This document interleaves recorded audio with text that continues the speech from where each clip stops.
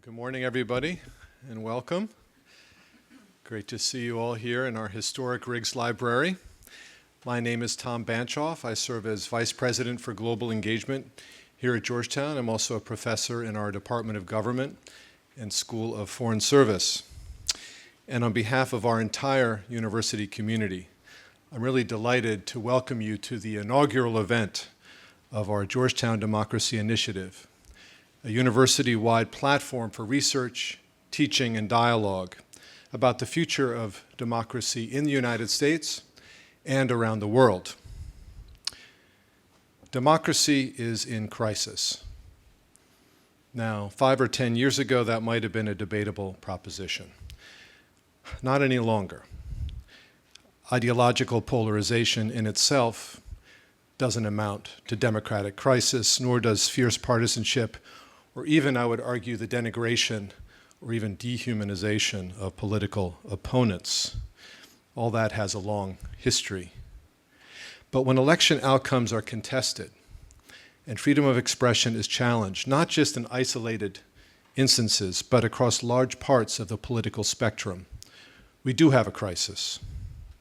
When the informal norms that stabilize democratic governance across the executive, legislative, and judicial branches, when those informal institutional norms are no longer the object of broad consensus, then democracy is in crisis. And that, unfortunately, is the situation we find ourselves in here in the United States and around the world today. Where do we go from here? How do we build a better democratic future? Not easy questions, of course, and there are no simple answers. But what better place than Georgetown than to think through such tough questions and to search for compelling answers, to move through our current crisis, and to look forward with realism, but also with hope, to help to build a strong democratic future together. Here at Georgetown, with our 10 schools from arts and sciences to public policy to law to foreign service and beyond, which allow us to illuminate challenges of democracy from different disciplinary and professional perspectives.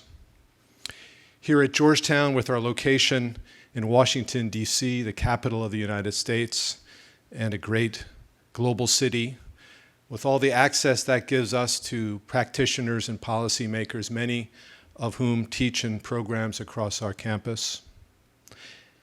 And here at Georgetown, with our Catholic and Jesuit identity, with our mission, with our commitment to the education of citizens and leaders to serve the common good, nationally and internationally. It's been almost 2 years now since President DeGioia first raised the idea of a university-wide initiative to explore the challenges facing democracy, drawing on all of these institutional strengths we have here at Georgetown. And now today, his idea has come to fruition under the leadership of 2 faculty colleagues, Diana Kapishevsky and Hans Knoll, scholars of comparative politics and American government, respectively, and great collaborators who are working with other colleagues across the university to bring Georgetown's intellectual resources and our community spirit to bear on democracy, its current crisis, and its future prospects. So again, on behalf of the university leadership, I want to express my gratitude to Diana and Hans in leading this effort and to bringing today's excellent program together. I want to thank you all for joining us as we inaugurate the Georgetown Democracy Initiative. And Diana is now going to tell you in more detail what it is all about the initiative and about today's exciting program. So as we get started, as we kick off the initiative, please join me in welcoming Diana to the podium.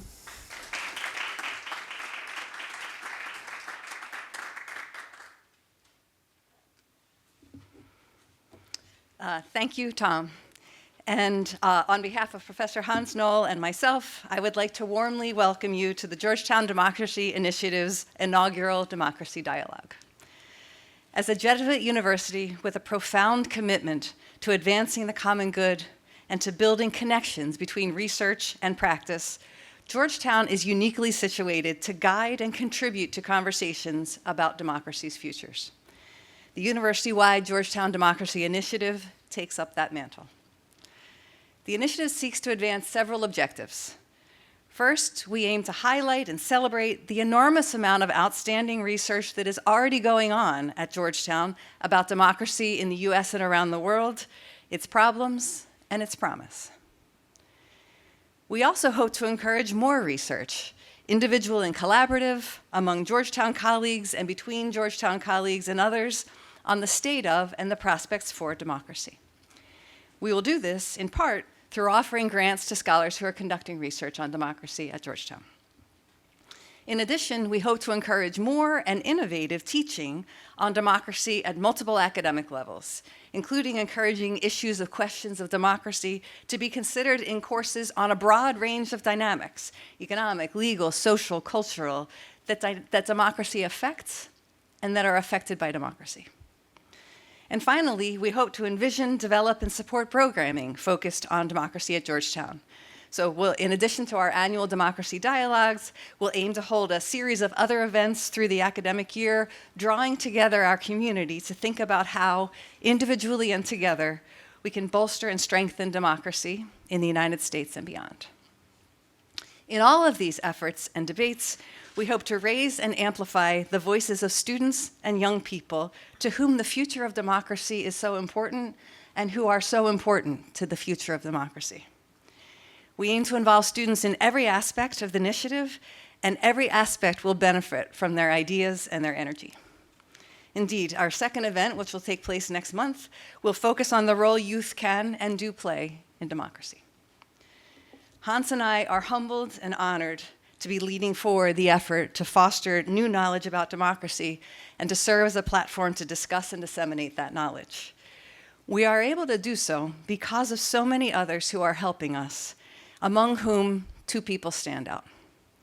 First, Tom Banchoff has been a champion of this initiative from the very start. His help in envisioning the initiative and his support and his guidance as we have moved it forward have made all the difference in bringing the initiative alive. So thank you, Tom. Second, Mary Gordon, who offers the initiative administrative assistance and so much more, has been an extraordinary asset. We would not be gathering in this beautiful space today, poised for such a wonderful conversation, without Mary's multifaceted help and expertise.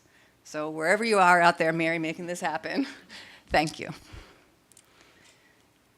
As we are all well aware, and as Tom so eloquently described, democracy is in peril in the United States and around the world. A key both to democracy's weakening and to its resilience is citizen engagement. As we have seen in various countries, citizens can both help to undermine democratic institutions and norms and contribute to bolstering them. How citizens think about and engage with democracy are thus key to its help and to its futures. In this event, our extraordinary speakers will take on critical questions from a range of angles about the intersections of public opinion and democracy. We'll begin with a keynote address by Professor of Political Science, Dr. Amel Ahmed, and after a short break, we'll have a panel in which Dr. Ahmed will be joined by Sonia Klockel from the International Republican Institute and Honduran and Mexican political science and diplomat Rodolfo Pastor. To start us off then, I am delighted to introduce Dr. Amel Ahmed. Dr. Ahmed is Professor of Political Science at the University of Massachusetts Amherst. Her main areas of specialization are democratic studies, with a special interest in elections, voting systems and rights, legislative politics, and party development. She is the author of, among many other publications, 2 books that are closely tied to the subject of today's event: Democracy and the Politics of Electoral System Choice, Engineering Electoral Dominance, which won the 2014 Best Book Award from the American Political Science Association's European Politics and Society section, and The Regime Question, Foundations of Democratic Governance in Europe and the United States, which examines the history of regime contention in Western democracies. Please join me in welcoming Dr. Amel Ahmed.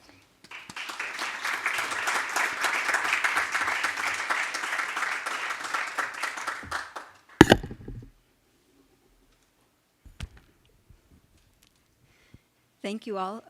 Thank you for the invitation to be here. Thank you for hosting this initiative, which I think is really tremendously important. I want to thank the leadership, Vice President Benshoff, Diane, Hans, for putting this all together and bringing us together in dialogue. And it's in the spirit of dialogue that I come to. I want to thank also Mary Gordon, who has orchestrated all this and made sure that I knew where to go and where to be. So thank you all for being here and for inviting me to speak on this topic. How should we fight for democracy? This is the question I go to sleep asking, and this is the question I wake up asking. This is the question that occupies every part of my thinking, and has for the past several years. Now, you might wonder, hasn't this been asked and answered many times over? We have so many books and articles, so many advice pieces. We have How Democracies Die. I think we also have How Democracy Ends, How Fascism Works, How to Save a Constitutional Democracy. There's so many how-to guides, in addition to other books that have really tried to touch on this topic. Important works, all penned by very revered scholars who've given us all sorts of advice. Levitsky and Ziblatt tell us all about the guardrails of democracy and preserving these guardrails. Timothy Snyder tells us not to obey in advance, to defend institution. Jason Stanley says believe in the truth. All important advice, all helpful advice. And they do address the question, but to my mind, they do not answer this question in all its dimensions, and definitely not with the complexity that this moment demands. And so I do pick on them quite a bit. I have an article that came out recently that addresses this kind of approach to democracy defense.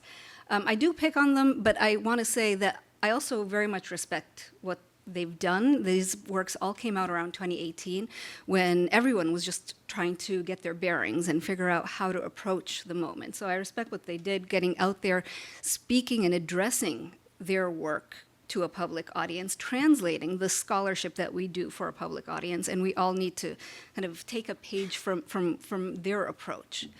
But to my mind, it's not adequate, it's not satisfying, it's not sufficient for what we are facing today.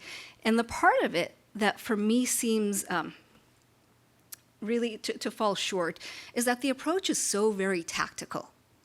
The approach to democracy defense in these works is so tactical. They plummet us into the moment, and it's the moment when an autocratic threat emerges, and everything begins from there. It's aimed at defeating a transient threat, and we're told that these autocrats, these supposed autocrats, they hide in plain sight. They appear from time to time, even in healthy democracies. So we don't have really much account, but we should just expect them to appear from time to time. We don't know where, we don't know why, and we as readers are not really obligated by these accounts to look further. We are to take up tactics and really address the threat when it emerges. These are the enemies within. And we are to use our own institutions, they're going to use our own institutions, turn them against us. And so that's the approach. It's tactical, it's aimed at defeating a transient threat, but even more than that, and here's where I really take pause, is that it presumes that democracy is one thing, that we know what it is, and that the only challenge ahead of us is to protect that thing, to identify and neutralize threats with the recommended tactics. And this idea that democracy is one thing, for me, is really, it runs against the grain of what we're seeing around us. I find the view unsatisfying and in some ways really just wrong. Many of them take the lessons of history, or what they understand to be the lessons of history, and put them down. And there are lessons to be gleaned from history. There are historical analogs that we can identify, but the present moment is also profoundly different. And our job as historically minded social scientists and historians isn't just to look for historical analogs. We need to also understand where the analogs don't fit. And in a lot of ways, they don't fit. This moment is new in ways that we need to really grapple with and take seriously. We live in a world in which the categories are shifting, where everything seems to be contested, where even the term democracy lacks stability of meaning. And that's, for me, the real killer. How do we fight for democracy when the idea itself is contested? It's a moment of profound political disorientation. It's confusing, it is unsettling, and it's nerve-wracking. And this is where I found myself when I started writing my most recent book. And this was around the regime question. I started around 2018 when all of these works were coming out, and parts of them I could, nod and go along with, but then other parts I was like, oh no, this is not going to do. This is not what's going to get us through this. And I found myself, honestly, very confused. And confused is a very good place for a scholar to start. That's not a bad place at all. You start off very confused, and in my experience, often confusion turns into intrigue. In my experience, this almost always turns into obsession as well. And you just dig in and you dig in. And I really I read these works wanting to understand, and then I turned to history trying to understand. And I was confused really because there were parts that were similar, but other parts that were really quite different from what I understand to be the history of political development. And so when I feel confused, when I feel overwhelmed by the present, I turn to history. That has always been my recourse. Personally, in terms of my scholarship, I'm a scholar of political development in Europe and the United States. I spend most of my time in the 19th century. I like it there. It's very nice there. There's some wars, revolutions, some stuff happens, but everything that's going to happen has already happened. Everyone who's going to die has already died. So it's a much easier plot to take in. I also really love history.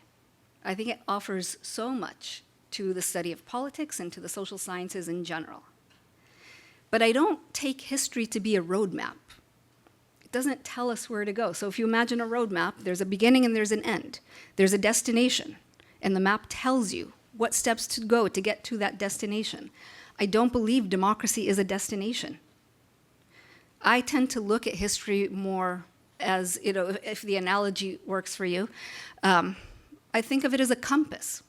It doesn't tell you where to go, but it helps you understand if you move in this direction, this is where you're heading. If you move in that direction, it doesn't tell you where you should go, but it helps you orient yourself. And that is the best use of history. It's not to tell you the future, it's to help orient you in the present. And that's really what a compass does in my mind. It tells me where I am in relation to other things. Where are we?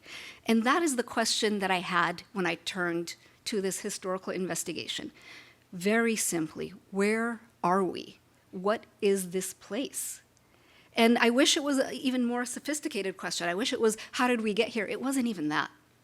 I really just wanted to understand, where are we? What is this place? How do we understand it in relation to what's come before? How can we navigate it towards something new? And also the accounts of where we are, I found really unsatisfying. Where are we? Are we backsliding? Everything was about backsliding. Everyone was talking about backsliding. Everyone says we're backsliding, but the backsliding framework, so this is, I will confess, I have for a very long time parted with the backsliding framework. I don't find it satisfying. I think the temporalities are really messed up. Time doesn't go backwards. Political development doesn't go backwards. I think these temporalities really, they limit our scholarly, our intellectual, and our political imaginations, and I think they matter a lot for how we approach these questions.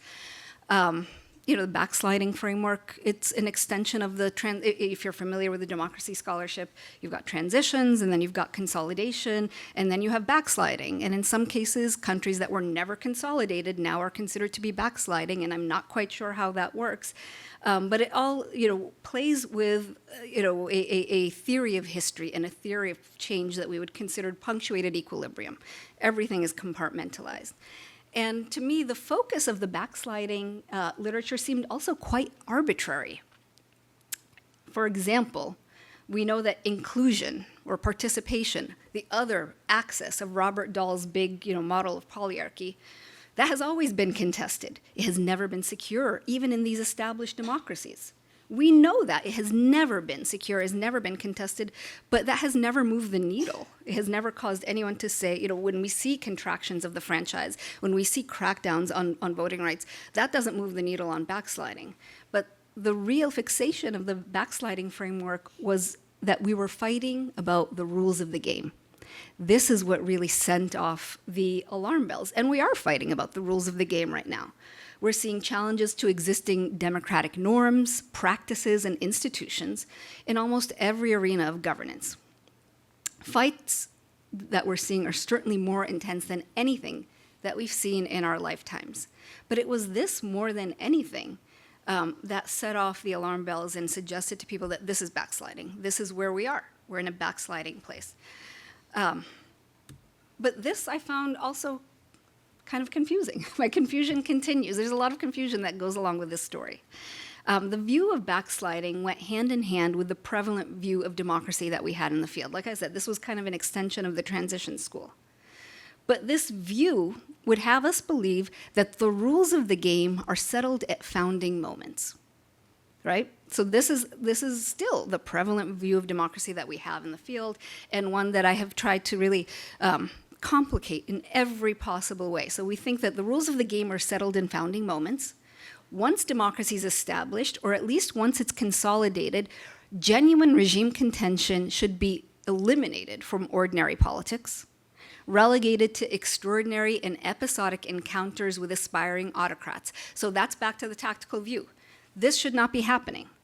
Every once in a while, an autocrat is going to emerge, and here are some tactics, here are some ways that you can push against that, but generally this shouldn't be happening on a regular basis. In this view, struggles for inclusion may continue. I don't know why that's, you know, that's not part of the backsliding. That's part of the normal view. They think that, you know, you set the rules and then inclusion keeps expanding. But fights over the democratic system of governance or the rules of the game should not continue. And any recurrence of it signals a lack of consolidation or backsliding. But my confused mind continued. How could this be? How could the rules of the game ever be settled? Either at founding moments or at any moment. As democracy evolves, the rules change. They always, and we know empirically this is the case. The rules have to change. And sometimes they change for the better, and sometimes they change for the worse. That has been the trajectory of democratic development that I have encountered historically.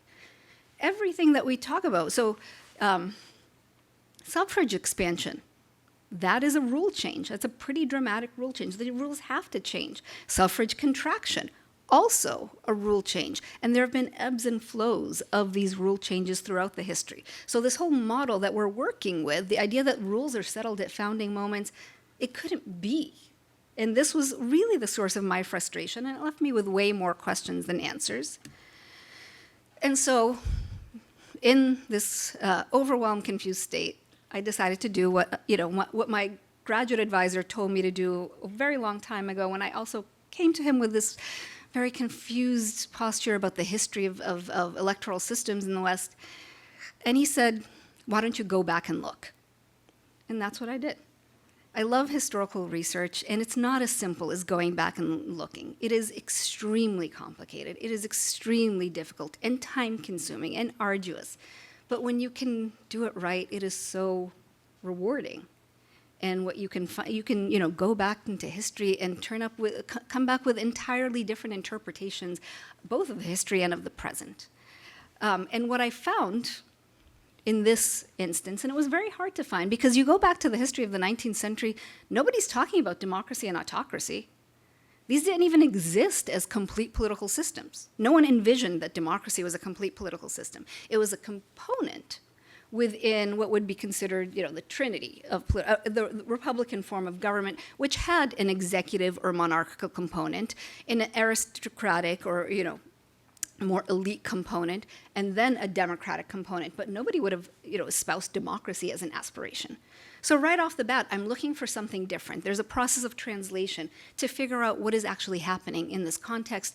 What are they fighting about? what are they actually talking about? What are these words that they're using? And you know, I was working in 3 different languages, but even in English, I couldn't understand exactly what they were saying because they're using a different vocabulary. They're focused on different things. But the conclusion that I ultimately reached is that regime contention, fights over the rules of the game, have been an enduring feature of democratic development from the start.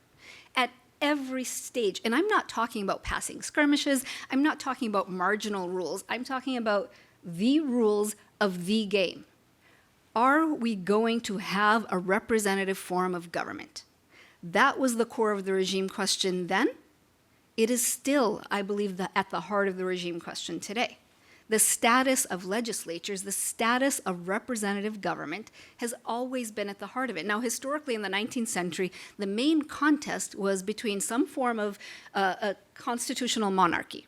Not full-fledged monarchy. It was, by that point, already a kind of hemmed-in, legalistic constitutional monarchy. Are we going to have that, or are we going to have a parliamentary form of government? And it really had to do with who was going to have the upper hand.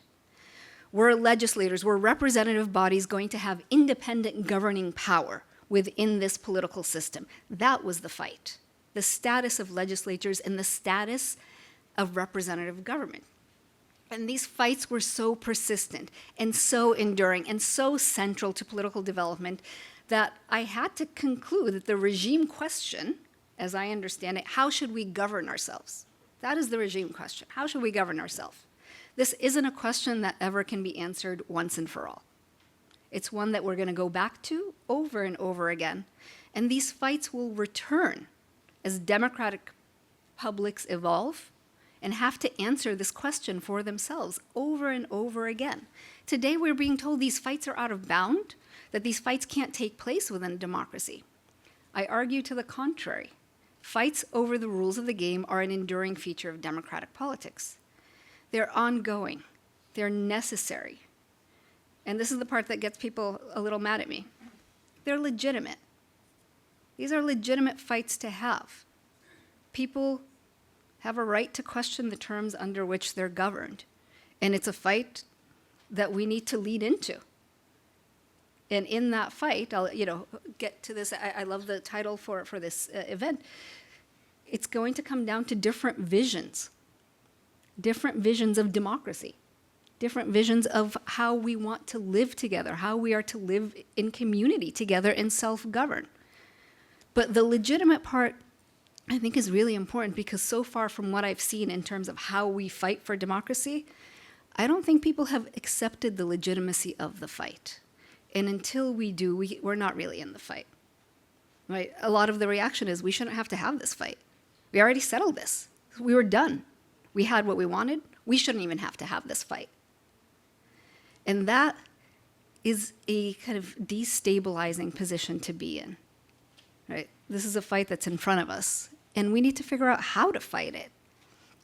I want to say, because sometimes people will take what I'm saying as a little bit cavalier, like, oh, this has been going on forever, carry on. Absolutely not. These fights are incredibly dangerous. They are. To say that they're ongoing, to say that they're necessary, to say this, that doesn't mean it's okay. These fights are incredibly dangerous. At the heart is always the status of representative government, and especially, I do think the power of legislatures is really critical. But what's really important is that these fights are complicated by the fact that these representative bodies, these legislatures, are contentious bodies themselves. And they have within them parties that are fighting each other. So while they're trying to fend off executive encroachment, they need to somehow manage their own politics, and they need to be able to govern. And this historically has been the real challenge. So when you face a regime threat, it's a dual threat. On the one hand, there's the threat that presents itself in terms of the regime challenge itself, an autocratic challenge that you want to fend off. But the other real challenge is while you're doing this, in order for the democracy to persist, you have to continue governing. You have to continue self-governing. And I ultimately determined in the historical investigation that the stability of democracy throughout the 19th and 20th century was not the absence of a regime challenge, but it had everything to do with legislative capacity, the ability of these representative bodies to fight for their rights while simultaneously managing their own politics in order to govern, to do what legislatures are supposed to do. And you could already anticipate, I have lots of concerns about the current moment and how legislatures are functioning and the extraordinary level of dysfunction we're seeing across the globe. We're seeing this in Europe, the inability to form governments. We're seeing this in the United States. And to me, that's really a sign of trouble. And it's something that we don't always pay attention to in the democracy field. When we talk about a democracy threat, we're so focused on the executive. It's all about the executive aggrandizement, encroachment, all of that. What often gets missed is that almost always preceding an act of executive aggrandizement is some form of legislative failure, massive legislative failure and collapse, which opens the door for the executive to say, look, they can't wield this power effectively. They can't do their job. I'm going to step in, and I will fulfill the will of the people. I will serve the democratic purpose that they cannot. And so I keep my eye on legislatures always to figure out what they're doing. That's been my primary focus in the last few years. I want to share with you also a few things that came out of this research because there were some surprises. One of the biggest surprises was the United States. So I include the US in this book. I did originally, and then I added it in. I mean, I am a scholar of US political development, but the book was already way too big. And the book was kind of done. And then I get a little obsessive. And I started poking around in the US, and I poked around some more. And originally it was going to be a negative case where none of this happens. And I should learn my lesson. My first book also, I added the US as a negative case, and it turns out it was not at all a negative case. And I did it again here. So note to self, the US is not a negative case. A lot of stuff happens. But it was really surprising because the conventional wisdom would tell us that none of this should happen in the United States. With its revolutionary beginnings, it was often taken for granted that the US escaped the drama of Europe. There shouldn't be a fight about parliamentary power. There's no parliament, there's no king, there's no crown. None of this should have happened in the US. But these stories were not even close. These fights continued with great intensity throughout the antebellum period, from the first Congress of the first legislature, knockdown, drag-out fights along the contours of the regime question, allegations of aristocratic intent from the very beginning. And you read the stuff and you think, why are they talking about aristocracy? Well, they were quite serious. And they saw this as a real threat, and I can talk more about why that is. But in my account, this regime contention was part of what led the country ultimately to civil war. The repertoires it instilled in actors continued after the war and for some time, and I would say they are still with us today. And this further strengthened my belief in the enduring nature, so the US ended up being, a really hard case. This shouldn't have happened here. If it's happening here, that tells us there's something more pervasive going on. But I don't want to go too far afield. Let me bring us back to the question, what does this have to do with orienting us in the present? You go down a lot of rabbit holes when you do historical research. I like the rabbit holes, but I want to give you one more detour, and this will help us get to the present. One more detour in this, another surprise for me also. So one episode, I can tell you, where you don't find such intense regime contention. And we refer to it, I would say this episode also is crucial for our understanding of the present. And I would say it's even the source of our political disorientation in the present. And this is the post-war period. These fights were significantly reduced in intensity. Politics was a little more business as usual, orderly, civilized. We refer to it, in party politics, we refer to it as the golden age of left-right politics. And this is the period we're so nostalgic for today. This we take to be our baseline and our norm, and I think that is incredibly politically disorienting for many reasons, but the main one is that this apparent period of what I would call regime consensus was built on a pretty oppressive, repressive apparatus. And it was driven very much by Cold War imperatives, which required the support of centrist coalitions that were on board with liberal capitalist democracy. And there was a regime consensus for a time, but it was really a manufactured regime consensus. Now, this started off in the post-war period. It started off focused on the right and defeating fascist successor parties and other influences, but it very, very quickly turned to the left. And in Europe, this meant really repression of dissenters from the economic regime. Communist parties and socialist parties as well were excluded from government. There were party bans, all sorts of things that excluded them from government until they accepted liberal capitalist democratic model. In the US also, you found extraordinary inter-party collusion to keep at bay dissenters from the dominant racial hierarchy and from the dominant racial order. And both parties successfully did this to maintain these centrist coalitions, which were so crucial to that moment, to Cold War imperatives, which were, so this is where the book concludes. And honestly, this was not the plan in the beginning. I was hoping to start and end my career never going past 1945. I was very satisfied with that. But then the US came in. And whatever tidy story you want to tell about political development, in the US, nothing is settled in 1945.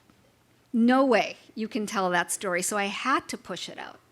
And I found that this approach of repressing regime contention produced this manufactured consensus that we now take to be what is normal. And here it's really a question of historical interpretation, and this brings me back to the question of where are we? This is a question of historical interpretation, right? So you can have a theory of history where, and this is, I guess, the prevalent theory, democracy started off not so great, and then it got better and better and better. And then you get to this Cold War period, and this is the height of political maturity. This is the plateau. Democracy has reached its apex, if you don't want to look at all the other stuff. So this is the height of political maturity. This is our reference point, in which case what we're seeing now can only be interpreted as decay and backsliding. The alternative interpretation that I would offer is that this Cold War period was the exception. In every other period, we're having these fights. In every other era, we're having fights over the regime question, serious fights, not passing skirmishes. So I would offer that was the exception. We are back to the norm. These fights are enduring, and we have to orient ourselves to them in some way that is not just racing to have it all end. And I see that so much with people just anxious. When is this going to stop? Is it going to be the next election? What is the big win that we need to have this stop? And I think this is our political disorientation. Our entire history of regime contention obscured from view, this now seems unbearable, abnormal. So what I want to really stress is that fighting over the rules of the game is part of what we do. This is part of democratic politics, and it involves all of us, that we be willing to lean into this politics and lean into contention. Now, with a few minutes remaining, if I can take just a few minutes, I want to talk a little also about what is different, because it's not all the same. There is a through line where there are similarities, but there's a really important way in which the current moment is actually quite different. And that is that today, regime contention also comes with intense democratic contention. So I said this in the beginning, and this is really, this is the challenge here. Not only are we fighting about the rules of the game, we're fighting about what the rules mean. We disagree about what democracy is and should be. The term itself is contested, and seriously contested, not just cynically. I think it is being seriously contested. People disagree. What is democracy? What does it mean to self-govern? What does it mean to deliver on the will of the people? Populists have a very different vision of what that means, and it often requires bypassing representative institutions. So we have very different visions in front of us. And a lot of this has to do, ironically, with the ideological hegemony of democracy today. Democracy doesn't have regime competitors, not serious ones. In previous eras, regime dissenters would have openly declared themselves for some other form of government, for fascist forms of government, communist, some other autocratic arrangements. Not so today. Now, this is not an end of history argument. We are not all Democrats now, but we don't have any other vocabulary for this. All of our fights are going to be fought with and through this category of democracy. And that also is quite destabilizing. But the category of democracy lends itself to this kind of contention. There are any number of principles and values that we can attach to the idea of democracy. And there's no natural hierarchy among them that we can determine as scholars or as individuals. There's no hierarchy that tells you whether or not voting access is more important than electoral integrity. These are both values that people can push for, and they can attach their vision of democracy to these values. And this is what we're seeing playing out over and over again. But some might protest. Aren't I giving them too much credit, these regime dissenters? How can we concede any democratic credentials to these forces? They'll point to the transgressions, the norm breaking which is undoing a democratic consensus nearly a century old. They'll insist that those claiming democratic principles with exclusionary ends are not really Democrats, but cynical instrumentalists. Maybe. This may be true. But in our haste to discredit them, we're missing something important and potentially misunderstanding the terrain of the fight, which is many things, but among them is a fight about what democracy is and should be. But some might protest again. What about our definitions? We have definitions. We have so many definitions. I could have spent this entire lecture just giving you definitions of democracy. Most of them are derivations of whatever Robert Dahl said 50 years ago. But we've got a lot of definitions. Surely we can weed them out through our definitions and our carefully considered social scientific determinations. Not so fast. Definitions aren't going to get us out of this fight, and definitions alone will not win the fight. Simply put, people disagree about what democracy is and should be, which principles should be elevated, and more fundamentally, what does it mean to live in community and self-govern? And right now, our definitions and our scholarly determinations are entering contested political space. This means that our definitions become political claims. This is not a comforting idea for a scholar, for anyone. This is very destabilizing. Genuine democratic contention produces understandable anxiety, and I feel it as well. The instability of categories and of meanings will typically lead to a craving for certainty. Universal categories and definitions, universal principles, something that will allow us to say this is democracy and this is not democracy. What I want to suggest is maybe. But I think we also need to lean into contention. And by that, I mean we set aside this craving for universalist definitions, the idea that we can define democracy for everyone and for all times, and embrace a politics of contention where we understand and accept that we are only ever fighting for a vision of democracy. And that's okay. That is great. I will fight for a vision. I don't need the trump card that says this is democracy for all times. I will fight for a vision. But I fear that without viewing the democratic contention along the regime contention, we're misunderstanding the terrain of the fight we're undertaking. It's a contest of values, of what people want. And it requires us to be willing to fight for a particular vision, not a universal vision. Embrace the particularity. Be willing to stand your ground and say, this is what I want. This is the democracy that I want. This is how I want to live. And this is not. And that is an important fight. It's an exceptionally political fight, meaning it exists in a space that is not exclusively rule-bound. Once you get into this kind of contestation, there aren't really stable rules. There isn't an arbiter in this contest, no referee who's going to come in and blow the whistle to say this is democracy and this is not. not even the Supreme Court. It turns out the Supreme Court doesn't have an opinion about democracy, they have an opinion about the law. I mean, we know that. But anyone who's looking to a referee to come in is going to be very disappointed and not really prepared for what's ahead. Now, I'm not saying we shouldn't make these democratic claims. Say it, absolutely. I think it has incredible rhetorical force to say this is democracy and this is not. But I think we need to understand that this is a tactic among others, and we can't count on that. We shouldn't expect that identifying an act or even a person as undemocratic will matter in this contested political space. Instead, we need to be prepared to declare ourselves for a vision of democracy and work to make that a reality. We should accept that for every principle we invoke, there's another that will support the opposite outcome.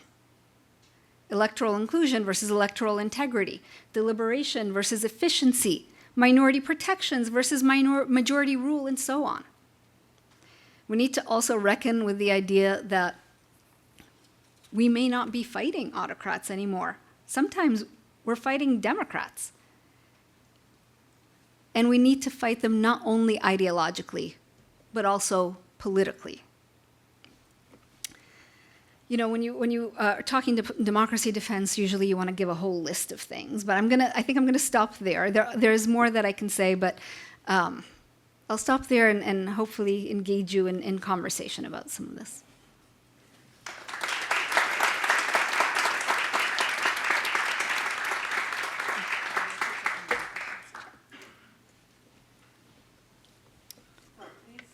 Please ask our guests some questions or offer some comments. We're opening the floor.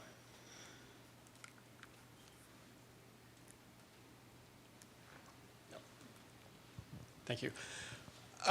Thank you, Professor. That was fascinating. And I would like to just ask you to maybe elaborate a little bit. You started by noting that so many of the prominent scholars before had give us very tactical advice, but there's a holistic strategy that was missing, and you gave us just in this talk a fascinating perspective, but I feel like we didn't really get to the strategy yet. So I'm wondering what your thoughts are on strategy. Thank you for that. I tried to hold back on just kind of what I'm going for is a reorientation of our political sensibilities, which I have to say, I don't think, for a lot of people I talk to, it seems to me we're not ready for the fight ahead. And so part of that political orientation is really preparing people for a long, drawn-out fight. We are going to be here for a long time. And I know people don't want to hear that. So I did an interview about the book for this podcast. I did an interview, and we had this great conversation, and the interviewer was so into it and really asking, and I laid out this entire story about ongoing regime contention. And then the question came at the end, okay, so what do we do? How do we answer this question? How do we make this stop? And I mean, it really impressed upon me that this is where people are right now. Okay, tell us whatever we need to do to make this stop. And what I'm trying to really say is, it's not going to stop. There are periods where, and part of what I'm trying to put out there also is a different historical imaginary, a different political imaginary, where there are going to be ebbs and flows. There are periods where we will reach more organically. So the post-war period was kind of like oppressive regime consensus.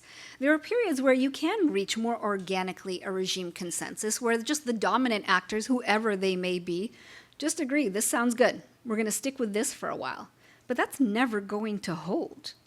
So we need to be prepared as people evolve. The actors change, their interests change, our social structures change. Things are going to change. We're going to have ongoing regime contention. It will be likely episodic, maybe, hopefully not as intense and grueling and nonstop as it is right now, because this is exhausting.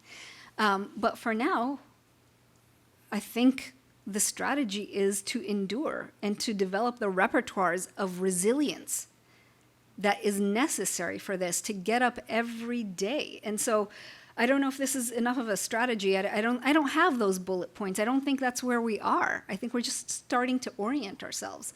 But my motto recently, I talked to a lot of voting rights groups, and so my motto recently has been, it's time to get scrappy. And by that, so first of all, there's some groups I talk to and they're like, say less, right? We've defined scrappy, we know scrappy, we got this. And then there's other groups I talk to that are like, get scrappy. Can I find that on Amazon? I don't know. But get scrappy means you're going to fight for every inch of everything. You are not waiting for this to end. It's just you get up every day and you look at these voting rights groups and they know you're going to fight for every little minute thing, contest everything. You're not going to look for the big win. You're going to settle in and understand. And for a lot of these groups, especially groups that serve racial underrepresented minorities, they've been doing these fights. They know what this looks like. They know what it means to be scrappy and to not expect any end to this fight. Those are the repertoires I want to draw on. Look to those communities. How have they endured? People say, how do you endure when your opponent is not even recognizing your rights? That's oppression. That's what literally the definition of oppression. You endure. You fight. You have a vision of democracy that is different from whatever they're calling democracy, and you fight for that. So I will work more on more bullet points. But it's really a reorientation. Thank you. It's on. Thank you. I really appreciate the point about how what looks like a settlement is often not a settlement, and democracy is remade and contested continuously, and these periods that look like the golden age of democracy maybe were not so golden. But, I wonder what you make of a little more recent period in American history from, say, 1973 to around 2016. That seems like an era in which many of the norms of democratic governance are a bit more widely held and not as contested. And it's probably in comparison to that period that the term backsliding could make the most sense. Thank you for that. So people do separate out. Post-war for most people ends in the 1970s, and then you have some other post-war period. And so I have ended up having to look very closely into this period as well. So I don't think when people refer to the bygone era, they're always talking about this. So oftentimes when I'm talking to polarization scholars in the US especially, I don't know how many times have you heard them say, well, it wasn't like this in the 1950s. I've heard this quite a lot. So in the 1950s, other things were not really great. So this is not our touchstone. But the 1970s I found really fascinating in Europe and the US. So this strong regime consensus actually starts to break down in the 1970s. And you can detect it more in Europe than in the US at that time. And you have a lot of work that starts coming out about the breakdown of class voting. And this becomes very alarming. So when I talk about like a stable regime consensus, it essentially means that parties have aligned themselves along the economic dimension. They've decided we're not going to fight about the rules of the game for now. We're just going to engage in kind of a narrower politics of economic management, and really the management of liberal democratic political systems. Liberal capitalist political system. So that is really the height of regime consensus. It does start to break down in the 1970s. So this I would see as kind of a transitional period where it was already shifting. And if you see in the scholarship on European party systems, they're talking already about a different axis, a different cleavage emerging. And the way they talk about it is kind of weird. It has autocratic elements, but they don't believe at the time that it's really about regime preferences. They're mostly concerned about the fact that class voting is breaking down. And I think in my interpretation of it, the 1970s, as soon as this consensus starts letting up, this imposed consensus, then you start seeing more regime dissenters, and then you start seeing the regime access coming back into effect. So we can look at it as a period of relative stability, but it was already transitional, and in most of Europe, it was not actually very stable at all.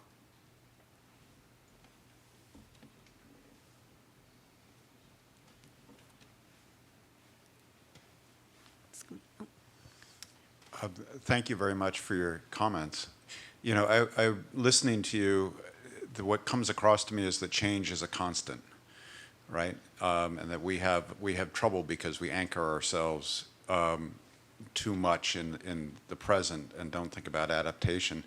And you reminded me of Machiavelli, and Machiavelli in the sense, but not in the cruel sense, actually in a good sense, in that he talks about fortuna like a raging river. And with kind of a mastery of strategy, of virtue, of skill, and other things, you can actually learn to adapt. So you can't actually stop that river from moving around, and that river is driven by all these different people with all these different ideas and different beliefs and everything else that's throwing us into the rocks. But I like the Potomac River. You can actually kayak on it and learn to navigate. Mm-hmm. So to me, I'm just curious about this idea of kind of constant change. It sounded horrifying, listen to you. It was scary. but framing it in that idea that actually what you're talking about is that we've always been in a dynamic political environment. And even Machiavelli, who was writing The Prince, is really trying to get to republicanism, right? There is this constant change, but change isn't something to be fearful of, even though you sounded fearful. You made me fearful. Change isn't about that. It's really about recognizing that dynamism. So I wonder what you might say about not a particular strategy, but rather this sort of conception of dynamism in politics, dynamism in governance, kind of how we adapt to that. Thank you. And that sounded like a much more pleasant, less scary version of my comments. But yeah, change is a constant. I'm going to borrow that from you or Machiavelli. But so the way I have tended to talk about it is in terms of political creativity. And I think, as long as we remain tethered to some pre-2016 status quo, we're always going to be looking back. It should not be our goal to go back to a pre-2016 status quo, right? Obviously, we can't, but also, how do you think we got here? And so I want a politics that is forward-looking, that embraces political creativity and is looking to build something, build a coalition. And in my mind, it is not these centrist coalitions of democracy defense.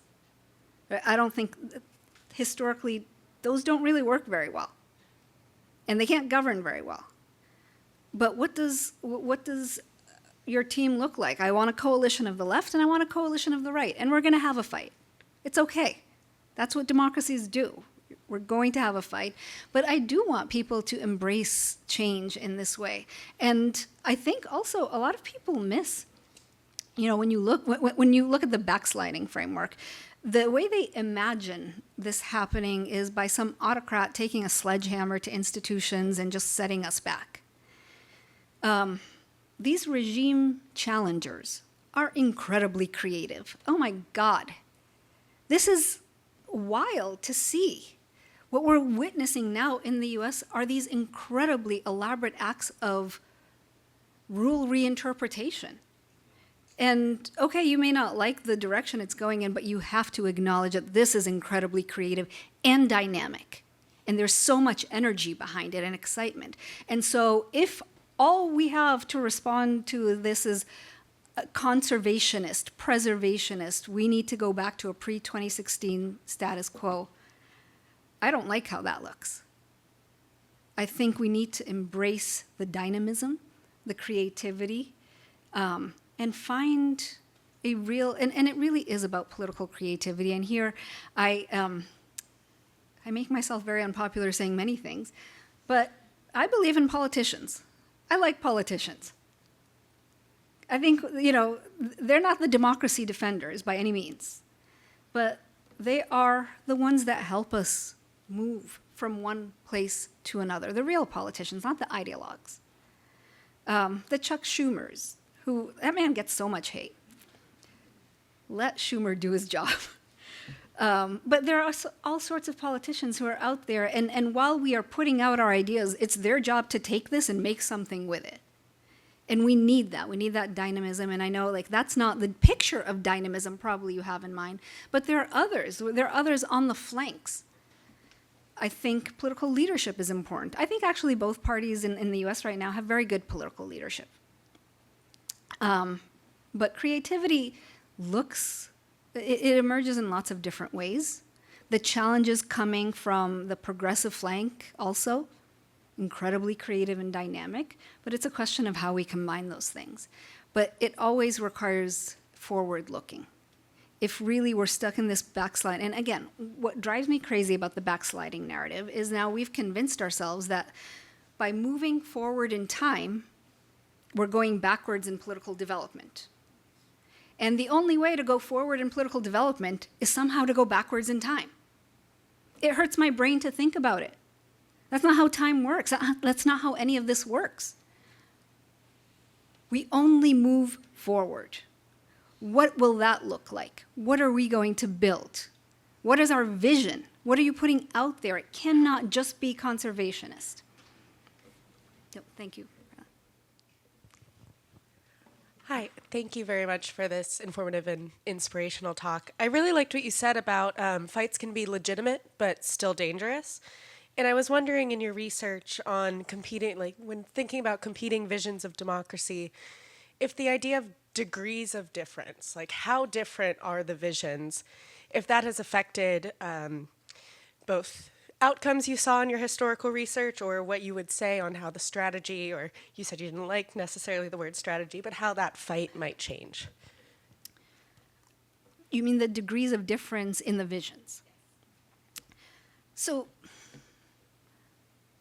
in terms of how I've understood the different visions in front of us now, if we're really grouping them together,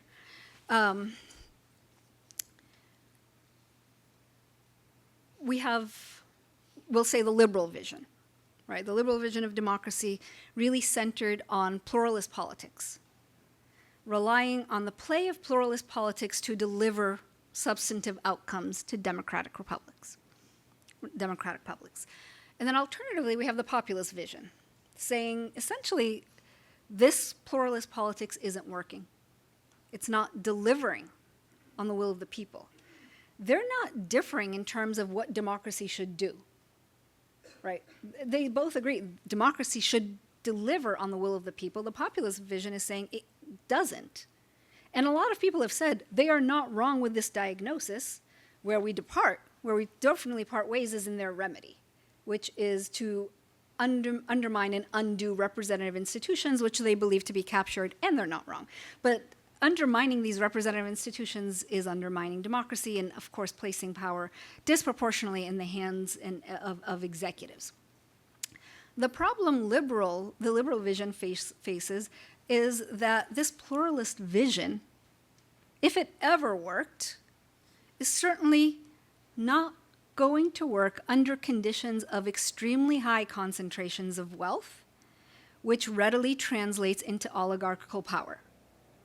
And what I hear from people all the time is this issue, responsiveness. If you want to make pluralist politics work, you need to find a way to make it responsive. So I don't think the visions differ in terms of what they think democracy should do. They differ in terms of their understanding of of the mechanisms. Can this actually deliver? And we are back to a place where we're fighting once again about the status of representative institutions. Can they do this? Can they do their job? And that is something for those who are wanting to defend that liberal vision or some variant of it. That's a question that has to be answered. What do we do with these conditions? It's not a fair competition anymore. A pluralist system where everyone just puts their voice in but some actors have incredibly disproportionate power over the outcomes, that doesn't sound great.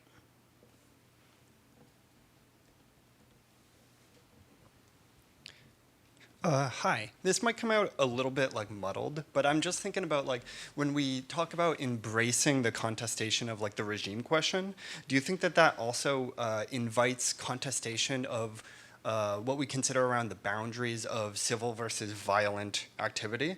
Like how do we determine in a new vision of democracy where those boundaries lie? Especially in like a world where like there was like an attempted coup, right? Yeah. So people are always asking me, because I want to thrust us into this place of contention, and I think what you're giving me is some version of where do you draw the line, right? Not muddled at all. And even if it is, I like muddled. I spend a lot of time in the muddled place. Where do you draw the line? And there are lots of places I draw the line. For example, I don't think you can engage in political violence and expect a democratic outcome at the end, right? As a philosophical matter, as a practical matter, as a historical matter, that's not how it works. People may think that you fight these revolutionary fights and you get democracy at the end. It doesn't actually, I mean, it doesn't hold up.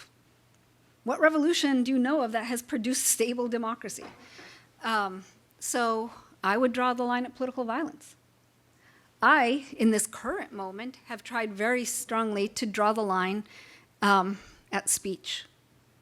I think this came up in the introductory remarks. The role of the public is going to be massive in adjudicating these fights. We have learned very quickly that we don't really even know what a check is. Like, we talk about checks and balances, and then you're like, wow, we don't actually, what does a check look like? We've been talking about this forever, and we don't know what it is, and it's not working the way we thought it was going to work. It's kind of working, but we don't know. And the ultimate check and the ultimate arbiter is always going to be the public, which means that we need to defend the public's fear. For me, that's the determination I've made. Everything I have just said to you, though, in drawing those lines, everything I've said to you remains a political claim. I can't say, here's my definition of democracy, and speech is number one. I can say that. It's still a political claim. I think we should, that's still contention. And that's okay.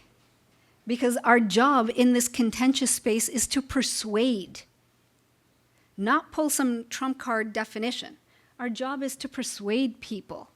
And the public is persuadable. And we've seen this over and over again. Public opinion is very much in the US today serving as a bulwark of democracy, and has pushed back on a lot of things. The initial pushback against the courts. We've had one after another public opinion poll saying they will not countenance this. And that's important. It may not last forever, but that's where defending the public sphere matters. So going back to your question, political violence versus civil, I mean, that's a non-question for me. Once you take up political violence in any form, you're in a different world entirely. You're no longer in a democratic fight. And there may come a time where people decide that they're going to do that, but I cannot say that that's part of the democratic fight. In my mind, that's what puts you outside of the democratic fight. Okay. Hi, thank you so much. I thought that this was extremely interesting and thought-provoking, but if I may, I will just challenge you in one aspect, which is the following. And when we are facing an existential crisis, if we prioritize strategy versus tactics, we might find ourselves in a situation where we are no longer able to talk, to plan, to speak freely, to do all these things, right? So maybe, I'm a scholar of civil wars, by the way, so I think a lot about tactics and strategy, right? And so there are some times in a fight, I mean, this is like a fight for democracy, obviously it's a non-violent fight, but it's a fight for democracy. There are times in a fight where you might need to prioritize tactics to be able to win some battles and to stay alive, right? To stay in the fight. If not, just thinking about strategy and thinking about like the future and the long term, and even trying to find a focal point. So you think that maybe we should not be think about the past so much, but how do we find a focal point where everyone who defends democracy will agree to? I come from Spain. Originally, I was born and raised there, right? Until I came to the U.S. 20 years ago. So the history of dictatorship, is in my mind. And there was a moment in the 30s when like the Democrats in Spain were thinking a lot about strategy, and they didn't win the war, right? They didn't win, and 40 years of dictatorship followed, and then nobody could talk. And so, is this the right approach?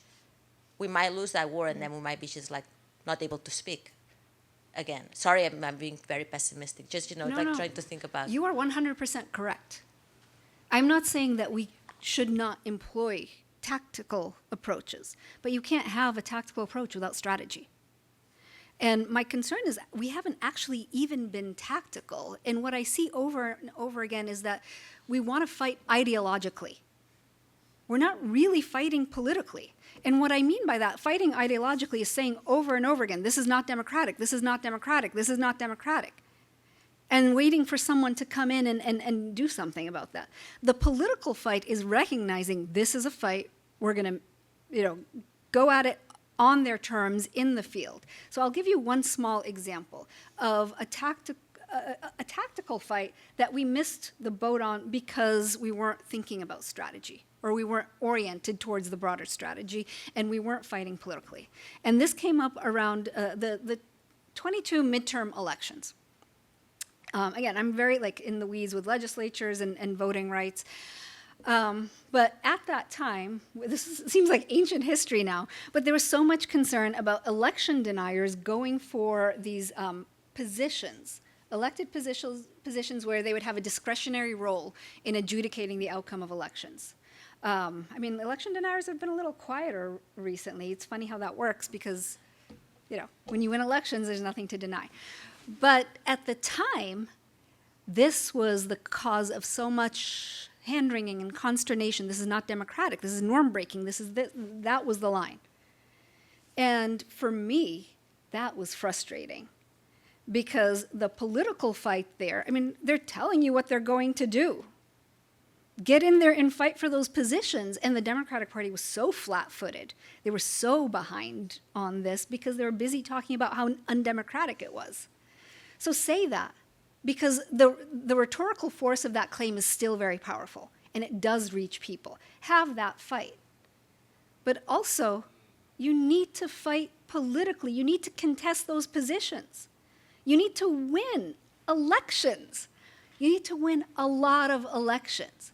Elections remain the most legitimating force in democracy.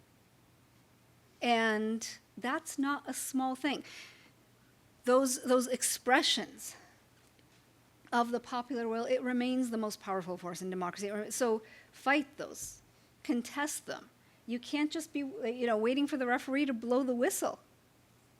And so that's what I mean about, I don't even see the approach as tactical when all you're saying is, when Jason Stanley says, believe in the truth. What is that? How does that help us? And there are plenty of people who've lived in these democracies, in this democracy, under regimes of untruth. That doesn't stop them from fighting, and fighting seriously, and fighting it with every resource. And that means accepting this fight is legitimate. So you've got election deniers going after those positions. Fine, we go after them too. But thank you for that. Unfortunately, we're going to have to end this part of the program. We're going to take a quick break and come back for our panel discussion. But before we do, please join me in thanking